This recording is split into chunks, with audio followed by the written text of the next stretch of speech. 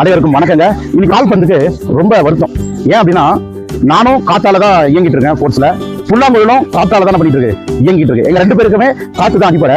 ஆனா இந்த கடவுள் எதுக்கு புல்லாங்குழல அழகாகவும் நிறைய பேர் லைக் பண்றதாகவும் கால்பந்தாக எங்களை எல்லாரும் காலால போட்டு தூக்கி மிதிக்கிறதாகவும் வச்சிருக்காங்க. என்ன நியாயம் அப்படின்னு சொல்லி கடவுள்கிட்ட கேட்டுச்சான். அப்போ கடவுள் சொன்னாரா, ஒண்ணு இல்ல, புல்லாங்குழல் ஏன் எல்லாம் எடுத்து கொஞ்சிறாங்க அப்படின்னா வாயில வச்சு, அதுக்கு காரணம் அது உள்ள அவங்க விடுற காத்த அழகான இசையா வெளியில விடுது. ஆனா கால்பந்தாக்கி நீ வந்து எப்படின்னா, உனக்கு உள்ள காத்து அடிக்கும் போது அந்த காத்து நீ வெளியில என்ன பண்றது கிடையாது, விடுறது கிடையாது. அதனாலதான் நிறைய அடியும் உதவி என்ன பண்ற, அதிகமா வாங்குற.